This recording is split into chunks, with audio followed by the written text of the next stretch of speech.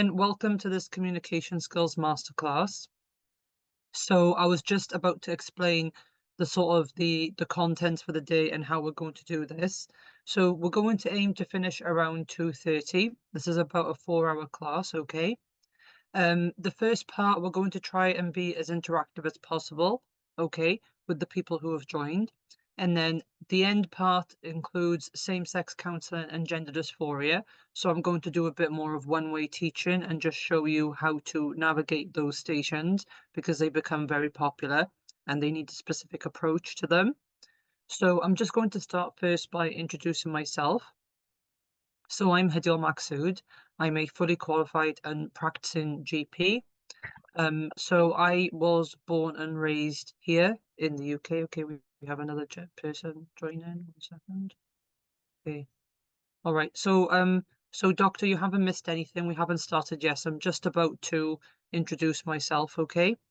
So essentially, my name is Hadil Maksud. I'm a fully qualified GP, and I'm practicing here in Wales as a GP. And essentially, I was born and raised here in the UK. And following that, I did my secondary school or my high school here in the UK. And then I applied to study medicine. And I did this abroad in Egypt, which is my native sort of country. And I completed medical school there. Right out of medical school, I got a research post at Harvard University. And I did that for about a year. And then when I finished my research post there, I returned back to the UK, and it took me about 6 months to finish PLAB exams. And I completed my PLAB 2 exam, having passed all 18 stations. And then I moved on to a standalone F2 job. And in that standalone F2 job, then I got my CREST certificate, which is the certificate of readiness to enter specialty training. That's what CREST stands for. And I then moved on to GP training, and that took me about 3 years or so. And then I finished that, and I've now been qualified for about for the past few months, and I am a practicing GP here in Wales. So I hope that sorry guys, last night my voice was going briefly, so I hope that you will bear with me. I still wanted to conduct the class just in case someone has an exam and they don't want to have the class postponed. So I hope you'll find it helpful. Hopefully it's going to be an interactive first half. And then at the end, as I said, we'll cover the gender dysphoria and the same-sex counselling stations, which have a bit of a unique approach. And there's some special syntax that you need to use. So we will go through that bit by bit. So hopefully you can all see my screen. If anyone can't see the presentation, then please let me know. All right. So getting off on the right foot. So what do I mean by that? What I mean by that is essentially you want the shortest, most concise introduction that is going to get the job done, but also save you time. Okay. So the first thing you need to consider is, hello, I'm Doctor, and use your surname. I don't say first names. I don't particularly worry about the date of birth. I might ask for their age if it's relevant. Otherwise, I'm not bothered. It's usually, hello, I'm Dr. Maksud. Are you Mr. and then or Mrs. or Ms. If I'm a bit uncertain as to the marital status of the woman, I stick to the word Ms. Ms. Okay? Are you Ms. XYZ? And when I say the name, I use the surname. I don't use first names. If I keep my name professional, if I say I'm Dr. Maksud, which is my surname, I say, are you Mr. Smith? If we're keeping things professional, I can't be penalized for that. And the station it's always going to work out. Even in the colleague stations, you can still keep it professional. I think that there's a bit of a myth that says in the colleague stations, we say, hi, I'm Hadil, are you Tom, or whatever. You know, it's whatever. It doesn't matter. As long as you keep it professional, you can keep doing it throughout all the stations. You're never going to be penalized that you used, you know, a professional moniker to a colleague. He's still a colleague. He's still another professional. So if you keep it professional, no one can ever penalize you. Also, you want, as I said, the shortest, most concise introduction. So saying, hello, I'm Dr. Maksud. Are you Mr. Smith? Are you Ms. Smith? Yes. Okay. How can I help? Okay, how can I help? All right, that's great. How can I help? That's how you say it. So, hello, I'm Dr. Maksud. Are you Mr. or Ms. Smith? Yes, I am. That's perfect. How can I help? And we get straight into it. It didn't take more than 5 seconds to get the introduction through. Now, obviously, some stations you do have to confirm age. So you just say, and can you tell me your age? Hello, I'm Dr. Maksud. Are you Mr. Smith? Okay, that's great. Can you tell me how old you are? I'm 78. Thank you. How can I help? And you go straight into it, and it shouldn't take more than a few seconds. You need the shortest, as I said, the shortest, most concise introduction that gets the job done. Okay, so I hope that is clear, that we stick to surnames. Okay, I've heard people say Mr. Tom Smith, Mr. Tom. This is incorrect, and it gives away the fact that, you know, perhaps you're not as confident in your English, because nobody here says Mr. First Name or Mrs. First Name. It's always surname. Okay, so I hope that that is clear to everyone. All right.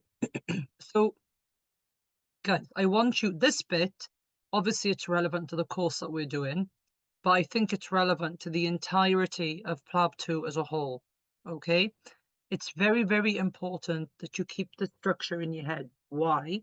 Because when you go blank and when you have a little mini panic attack in the station, you can just calm your mind and go back to the structure and see what parts have you already done and what parts are missing and where you can move forward from there. Okay, so I want you to try and keep the structure in your head. It's probably a structure you've not heard of before. Okay, if your exam is still a while away and you can implement it now, then great.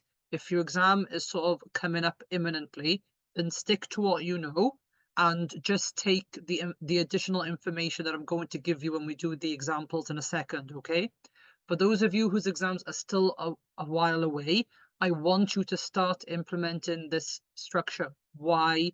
Because you can apply it to any scenario. It doesn't matter what the case is. It doesn't matter what the scenario is. It can be applied and it will get you the marks. Okay, so think of a consult as two parts. Okay, there's part 1 of 2 and there's part 2 of 2. Okay, so when you're in that minute and a half and you're outside the station and you're reading the station, what you need to think of yourself is, what station is this? What dilemma is going to come up? Remember that the person who writes the case, they're presenting you with a dilemma, with a problem, with an issue. You as a doctor have to go in and solve the dilemma. You have to solve the problem. Okay, so you, as you're reading the station, you just need to think, what are the issues here? What brick wall am I going to hit in this station? So, for example, the delayed milestones.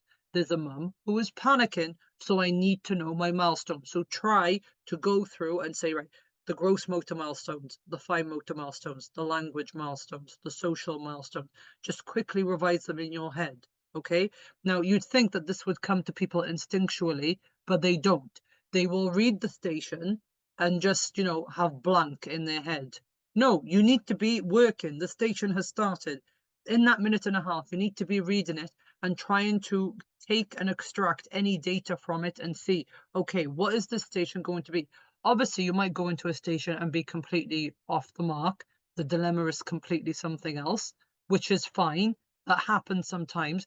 But in the majority, you all know the station. I know that there are academies who know the name of the patient, who know the you know, the scenario and exactly what's going on there, so people recognize the station. Okay, now obviously for the fact that I'm a practicing GP, I can't give real examples from the PLAB 2 exam because, you know, it's going to risk my GMC, so I can't do that. But anyway, this for this communication skills exam, it's not important. I'm giving you communication skills, okay? Hence why I'm conducting this this course. So in that minute and a half, you're trying to think what are the issues, and you're trying to just revise them, and try to pinpoint that information in your brain so that when you go in, it's ready there to regurgitate to the patient, okay? Right, so now you know the issues, you've gotten into the station. We're going to kick off our first part. So the first part of the consult starts with red flags and finishes with ice. And the second half is the management, okay? Now, you're going to say to me, well, which part is the most important? The management. And that's just a fact. It's the management. If you can get management correct, you will pass the station. You cannot sacrifice management for data gathering and expect to pass the station, okay? I've marked these exams before, and if I have someone who's a bit rocky in data gathering, but they give me a good management, or maybe the IPS, the interpersonal skills, wasn't quite there, but they gave me a good management, I am forced to give them the mark, even though their IPS wasn't, was subpar. I am forced to give them the mark. So guys, if you're going to sacrifice something, sacrifice the first half, okay? Right, so what is the first half? Let's get into it. So first of all, what you need to do is you need to give the patient the golden minute. You need to allow that patient to get whatever it is off their chest. Now, the role player knows that you guys are being timed and that you're under pressure. So they're never going to just keep blabbing and going on and on and on and on and on. So actually, there was a research done that in a real life scenario, that a patient could only blabber on for an average maximum of 2.5 minutes. Okay, that's in real life. Okay, so when I'm in my GP clinic and someone is a bit of a talker, I give them up to that 2.5 minutes. And genuinely, it's never failed me. By the 2.5 minute mark, they've usually just stopped talking. Okay. Now, obviously, in this exam, it's a role play scenario. They're never going to keep talking for 2.5 minutes straight. So you need to be prepared to sacrifice that golden minute. You're going to say, oh my God, it's a minute from my 8. Yes, I realize that. But what you sacrifice in the beginning, you will get compensated by the end. So when you've given them that golden minute and you've let them get whatever it is off their chest, they've already given you most of the points in data gathering. They've told you what the scenario is, and you just now need to act and cut the scenario. Okay? So give the patient the golden minute. Now, once they've given you the golden minute, you need to now try to eliminate some differentials. You need to ask questions where you're asking 3 or 4 differentials that you're trying to get off the table. So, for example, with shortness of breath, this shortness of breath could be heart failure, it could be asthma, it could be COPD, it could be PE. So ask a few questions, as I said, 3 or 4 differentials maximum, okay? So just a few lifestyle questions. Do you smoke? Okay, so maybe it's not COPD. When did this start? Oh, it started a few months ago. Okay, and the person is 54. Okay, so it doesn't sound like it's asthma. Okay, have you traveled anywhere recently? Yes, I recently traveled to Thailand. Okay, so maybe it's PE. How many pillows do you sleep on at night? So I sleep on 2. Has that always been the case? Yes. Do you feel like you get do you wake up gasping for breath at night? That's PND, or paroxysmal nocturnal dyspnea. No, I don't. I've never had that. Do you ever get ankle swelling or leg swelling? No, I don't have anything like that. Okay, so maybe it's not CCF. So now your primary differential is what? Is PE. Okay, so once you have gone into the station, you've done your quick introduction, as I said. Hi, I'm Dr. Maxud. Are you Mr. Smith? That's great. How can I help? Well, doctor, golden minute. Blah, blah, blah, blah, blah, blah, blah. Golden minute. Okay, right. So you mentioned that you've been having a shortness of breath, Mr. Smith. Can you tell me, how long have you had it for? Oh, it's been a couple of months. Okay. Have you been feverish at all in that time? Well, because maybe it's a chest infection. No, I haven't been. Okay. And do you have any medical problems I should know about? I know asthma. Are you on any medications? Do you take any inhalers? No. Okay, right. It's not asthma. So you're trying to get 3 or 4 differentials off the table. Then you want to go into red flags, okay? So with the red flags, what are they usually? They're usually like B symptoms, okay? So, Mr. Smith, have you lost any weight without meaning to? Because what I'm trying to, like, saying have you lost weight is not good enough, because it could have been what? It could have been intentional. That person could have been dieting and exercises, and that's why they've lost weight. And the follow-up question then is, if they say, yes, I've lost weight, you say to them, how much in how long? How much in how long? Because, for example, if someone's lost a kilo across a year, I'm not going to lose any sleep over that, okay? But if someone's lost more than 10% of their weight in 3 months, this is a red flag, okay? Right, other things that you can ask in red flags, there's loss of appetite, there's excessive or new fatigue. Now, there's a document on our OSCE8min.com that tells you all the red flags for all the different scenarios. So if you go on to OSCE8min.com, there is a document there that has summarized all the red flags for the different symptoms or the presenting complaint that the patient can come with, okay? So let's pause and recap. You're outside the station in the minute and a half. You're trying to extract tissues and orient your brain.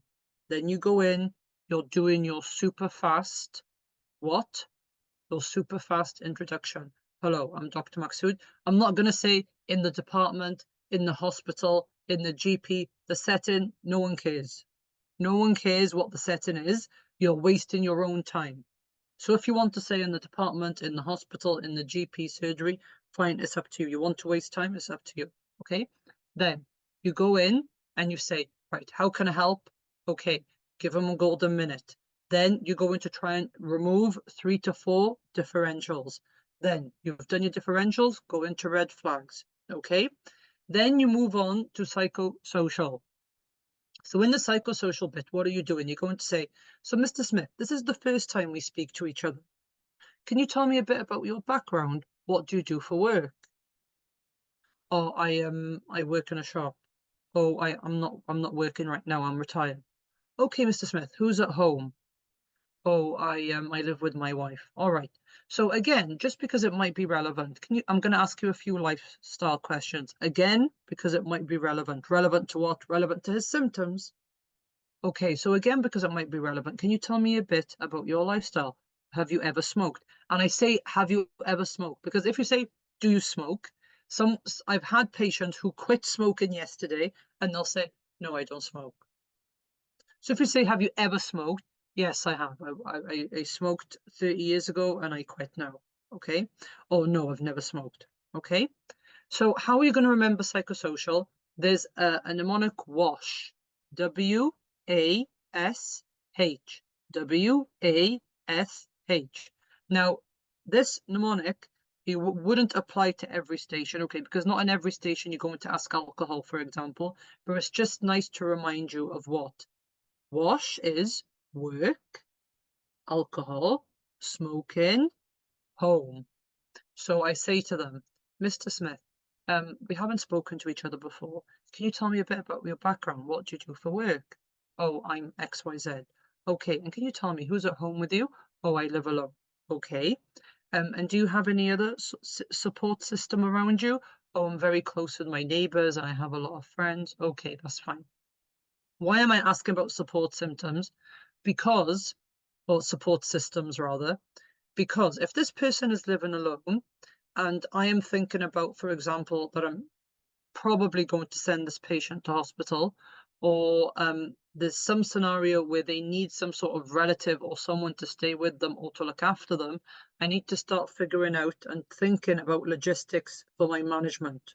Okay, so I need to think, okay, how would this person get to hospital?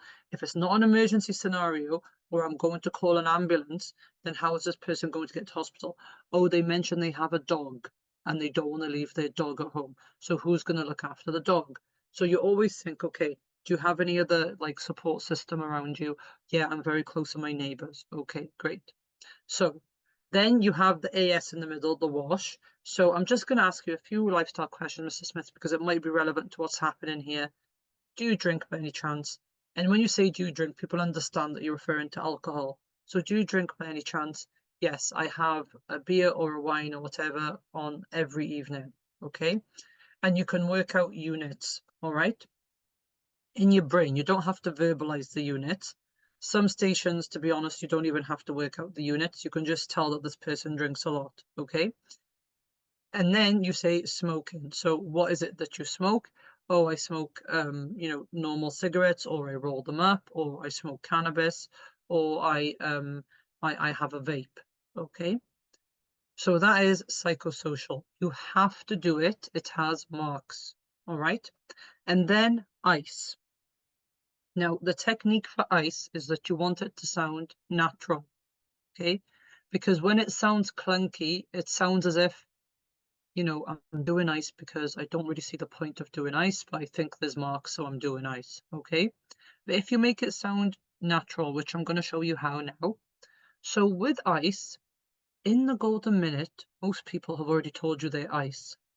So ideas, concerns, expectations. So Mr. Smith, you mentioned at the very start of the consult that you felt that you may need antibiotics, and that might be the case, Mr. Smith. But can you tell me, do you have any idea of what's going on here? Do you have any idea of what's wrong with you? Okay. Now, some people will say, well, doc, well, you're the doctor, so that's why I've come here, so you can tell me what's wrong with me. But if you word it as, I think I know what's going on here, Mr. Smith. And I heard you at the beginning, you said you feel you might need antibiotics, which could be the case. But, do you have any idea of what could be happening here? So I know what's going on. So I think I know what's going on here, Mr. Smith. But did you have any ideas about what might be going on? That's if they didn't express to you that they think they know what's wrong with them. But if at the beginning somebody said, Doctor, I think I've got a chest infection and I need antibiotics, then you would say to them, so Mr. Smith, I've heard that you said that you think you have a chest infection, but did you think anything else was going on? No, I think I just have a chest infection. Okay, then move on to concern. So either they've not expressed their idea and you say to them, I think I know what's going on here, Mr. Smith. Did you have any idea about what's going on? Or you say, I heard that you said that you thought you had a chest infection. Do you have any other idea of what might be happening? Okay. So with ideas, you still want to explore other ideas, okay? Because they might then say to you, well, doctor, to be honest, in the back of my mind, I was thinking maybe I had lung cancer. Okay. So you say to them, okay, so I'm hearing that, obviously that must be very distressing. I'm hearing that you think you might have lung cancer. Did you have any other concerns? Okay. So with concerns, you either they haven't expressed a concern and you say to them, does any of this worry you about something? Or does this worry you? Or do you have any worries regarding all of this? Okay. So either they haven't expressed a concern and you say to them, does anything worry you about all this? Or they have expressed a concern and then you show sympathy and say, okay, I'm sorry that you feel that it might be lung cancer. Do you have any other concerns? Okay. So just like in ideas where you said, I think I know what's happening here, but did you have any ideas? Or you say to them, so I'm hearing that you think it's a chest infection, but did you have any other idea about what might be happening here? In concerns, you say to them, does anything worry you about all this if they've not expressed a concern? Or you say to them, so I've heard that you said that you think you might have lung cancer, and I'm sure that's very, very distressing for you, but does anything else worry you about all this? Okay. Oh, I'm worried that I might, if I've got lung cancer, then who's going to look after my wife? Okay. So now you have two things in concerns. There's the lung cancer concern and there's the wife concern. Okay. Then when expectations. So Mr. Smith, I heard you tell me at the very beginning that you were hoping for antibiotics. Was there anything else you were hoping for? Okay. If they haven't expressed an expectation, then you say to them, so what do you feel would be best for me to offer you today? Or how do you feel I can help you today? Okay. So how would you feel I can help you today? Or what do you feel would be best for me to do for you today? Okay. So either they'll say, well, doctor, I think to be honest, if last time I had a cough, I took some antibiotics and it went away in a matter of days. If you could do the same again, that would be great. So you can say to them, now, most of these scenarios, they're viral illnesses, so an antibiotic would not be appropriate. So you can say to them at that point, so Mr. Smith, I'm going to ask you, a few more questions. I'll examine you, and if an antibiotic is the appropriate for you, I have no problem, prescribing that.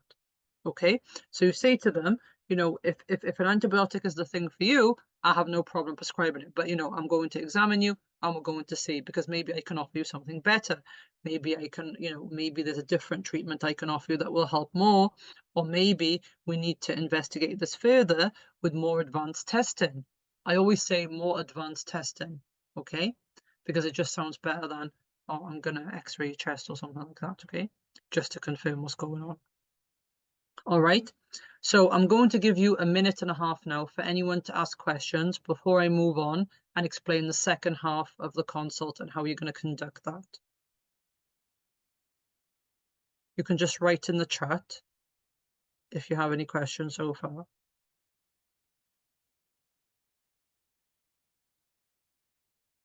Okay. All right, so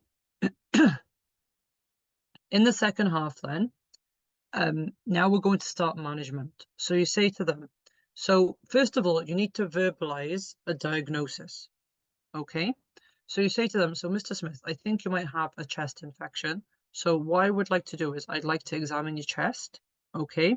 And I'd like to take some basic observations, including your oxygen levels. Okay, there's something in the chat. Can you verbalize about expectations again? Okay, so with expectations, if they have said, do you mean in the management, or do you want me just to tell you how to do expectations? Do you want me to tell you how to do expectations again? Okay, right. So with expectations, either they've already told you what they're expecting. So you say to them, so Mr. Smith, I heard that you wanted antibiotics. Was there anything else you were hoping I could offer you today? Okay. Or they've not verbalized any expectations. So you say to them, what were you hoping I could offer you today? Or is there something in particular you were hoping I could offer you today? Okay. So that's how you would do expectation. So Mr. Dr. Alada, I hope that's answered your question. Okay. Okay, perfect. All right. So in the management bit then, so first of all, remember you want to verbalize a diagnosis. So Mr. Smith, I feel like you might have a chest infection or what is called a lower respiratory tract infection. So in order for me to confirm that, I would like to listen to your chest, and I would like to take some basic observations like your oxygen levels, your heart rate, your blood pressure, your temperature, etc. Okay. And then following that, then, perhaps the examiner will give you some observations, or they'll give you a piece of paper with things on. And then you say to them, okay, so based off of this understanding, this is what I would like to do. So when you are now actually going to go into the management, okay, sometimes there's a lot of things in the scenario that need to be addressed, okay? Someone's mentioned that they're worried about their wife. Someone's mentioned cancer. You need to bring back ICE into the management, okay? So Mr. Smith, I've listened to your chest now, and I know that you were thinking that you might need antibiotics. So I want to discuss that further with you because I think it's important. The second thing was that you mentioned that your wife was ill and that you're worried about leaving her behind. So I want to address those concerns, okay? The third thing was that you mentioned that you wouldn't be able to attend hospital today because of your dog. So I wanted to also address that problem for you. Lastly, I think that it's important, you mentioned that you smoked, and I wanted to just, maybe advise you further about that and maybe just understand whether you're open to addressing that as well. So out of all the points that I've made today, which would you like to start with first? So what have I done here? Basically, what I've done is I've listed the dilemmas in the case, because if I run out of time, then the examiner knows, had this candidate had time, she would have talked about smoking, she would have addressed the dog, she would have addressed the wife, she would have addressed the antibiotic dilemma. Okay? So you always start your management with verbalizing a diagnosis. And also, if, say, the diagnosis is a bit more complicated, than just a lower respiratory tract infection, okay? So you say, for example, you say to the patient, so I'm worried, I'm a bit concerned, to be honest, and pause and say, you know, I'm a bit concerned that you might have a pulmonary embolism. Do you know what that is? Have you ever heard of something like that? Okay. So what I'm doing here is, in the more complicated diagnoses, I am offering an explanation. Now, note that I said offering an explanation, not that I'm actually explaining anything. Because if the patient says to me, yeah, doctor, I know what that is, it's not a lung clot, then I've just saved time, haven't I? Okay. Yes, exactly. It's a lung clot. Okay. So should I tell you what we're going to do about that? Yeah. Okay. So then I can list the issues. So first I need to tell you what we're going to do about this lung clot. Secondly, you mentioned that you're worried about your dog. So I think that's important and we need to address that. Third thing, you mentioned that you were having some money worries. So I think also we should take a second to talk about that as well. And then lastly, I just want to give you some information, some safety net and advice as to what to do if things were to get worse when I'm not here later on. What would you like me to start off with? Okay. So for the management, you're going to say say the provisional diagnosis, say what examination and investigation you want, then you offer to explain the diagnosis, then you list the issues in management, and don't forget that also as you list and you say, I want to give you some safety net and advice so that you know what to look out for when I'm not here and what to do. Okay, so safety net and advice and or follower that might be, and also I want to let you know what we're going to do for follow-up. All right, that would also be included in management. So let me go through management again. You're going to first of all say a provisional diagnosis, then you're going to say what you want to do, examination, investigation, whatever.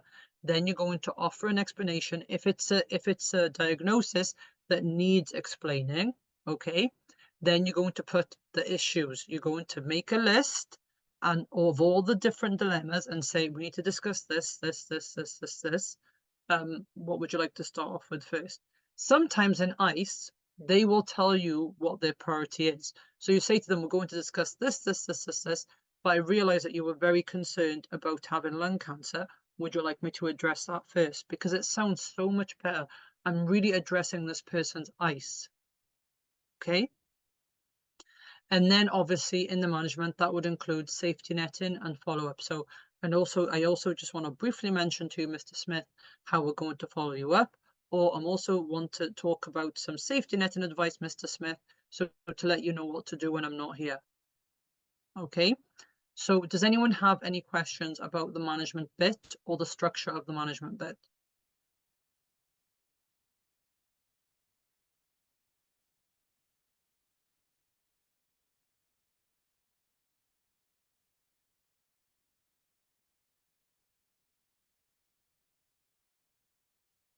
Right. So I just want to talk about now about the techniques that we would use in the consult as we go forward, okay?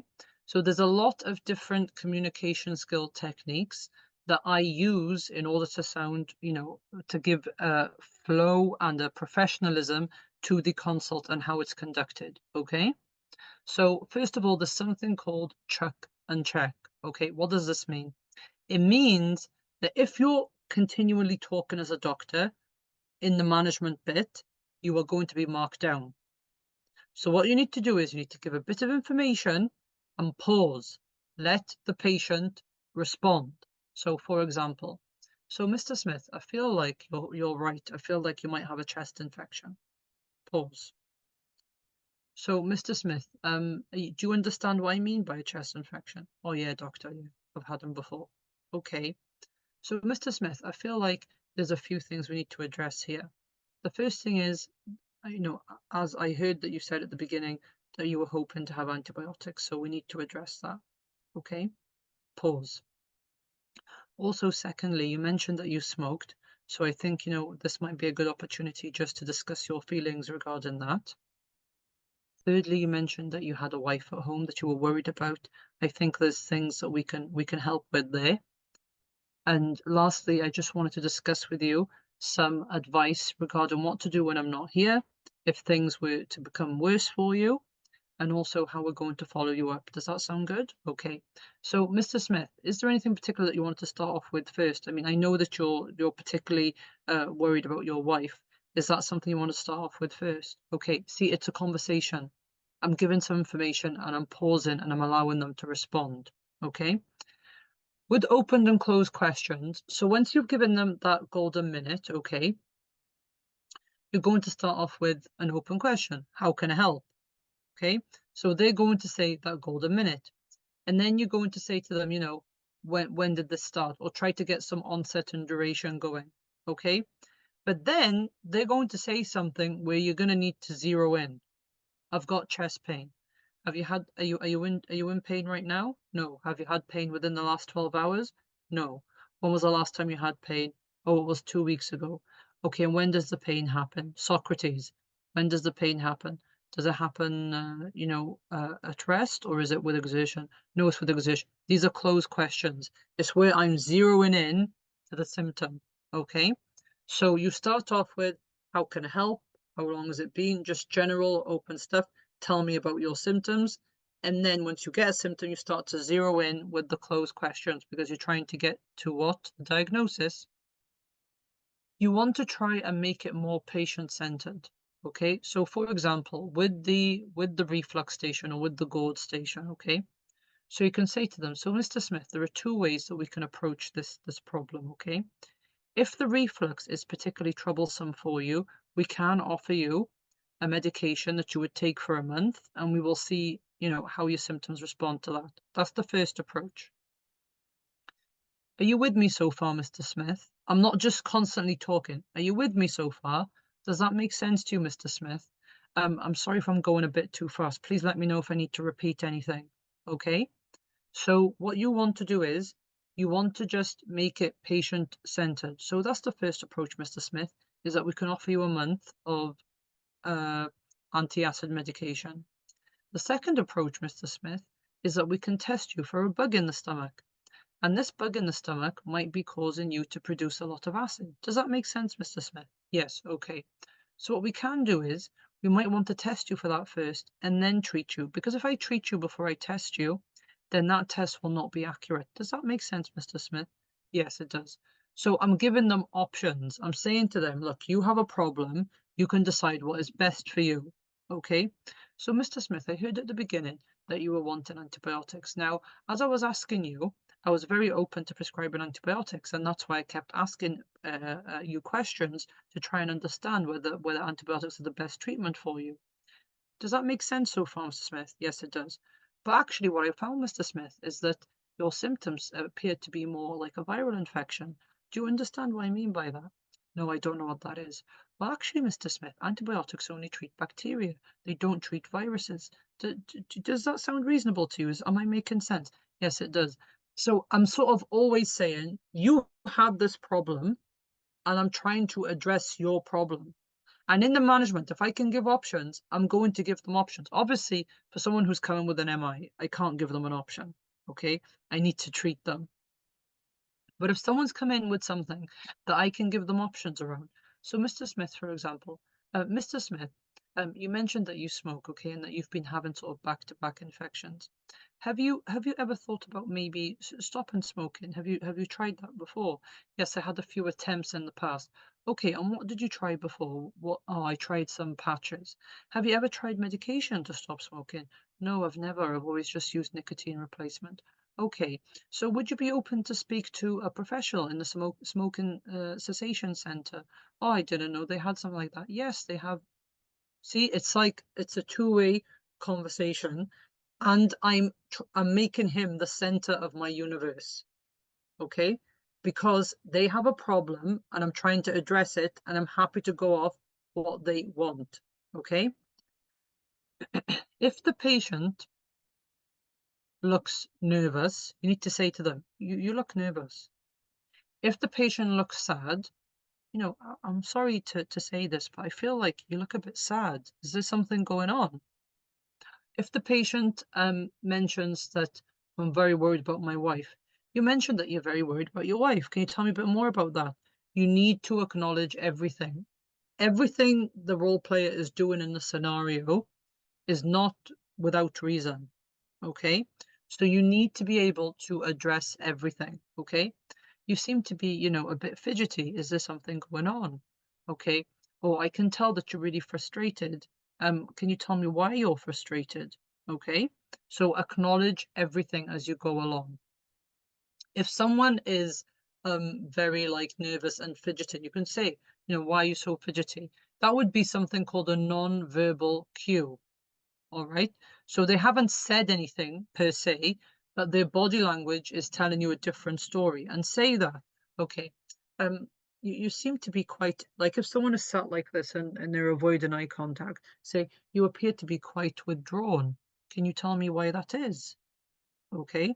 So acknowledge the verbal and the non-verbal cues. You've mentioned your dog a few times. Is there an issue with your dog?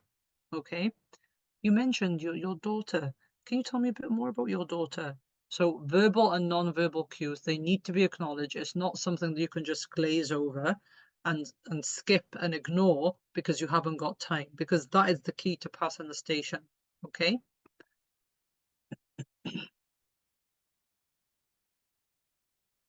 With rapport is something that you build up throughout the entire consult. So, and rapport is built up by all the other techniques that we've done, by making the consult patient-centered, by addressing their verbal and non-verbal cues. Okay.